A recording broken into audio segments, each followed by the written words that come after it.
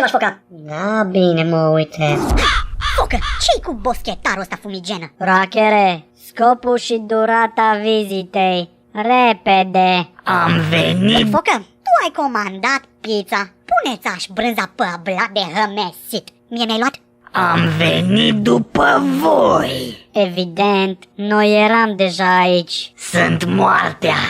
Am venit să vă iau. Mă, umbrosule, lua mi-ai hamsterul în chirie, beu ai gaz din butelie, dați-aș mânzul cu chelie și țațichi la lipie. Moartea are coasă. Dic, Focă, coasa laser!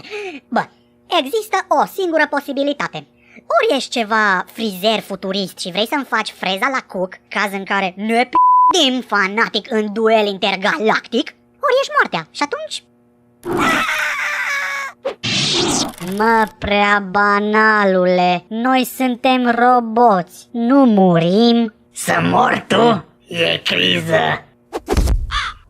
Vă iau de vii și aștept să vă macine rugina. Cumva trebuie să-mi fac norma. Ce spanac de autobuz?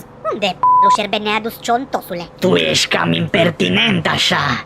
Cum de nu ne-am întâlnit mai devreme? Am stat ascuns la mătam p***. Ce? Glumesc, am o sănătate de fier. Serios, pune mâna și vezi. Mă, os, Zi. suntem într-un autobuz. Da, îmi pare rău, ce să zic. Bugetul e mic, n-avem bani de teleportări și de-astea. Dar ce cu stilul ăsta răsucit? Cu flocii rele și futuriași și rozomovisme din astea. Ce să zic, am o inimă de copil. E acolo în spate. Ești un senehestru, senehestrule. Și unde mergem? Păi tot mergem așa până crăpați. După aia vedem.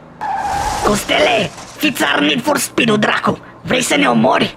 Fii antenă, cât mergem noi așa cu busul, ție nu-ți iese nimic, corect? Corect. Dacă ți-am găsit un job, așa, la jumătate de normă, până crăpăm, mai iei și tu o pereche de tenis la copii, un stixuleț, o măslinuță.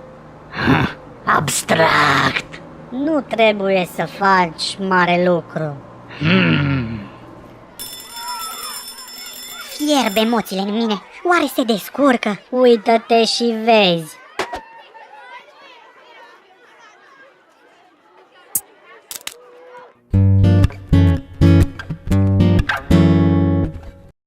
Ești un senehestru, senehestrule.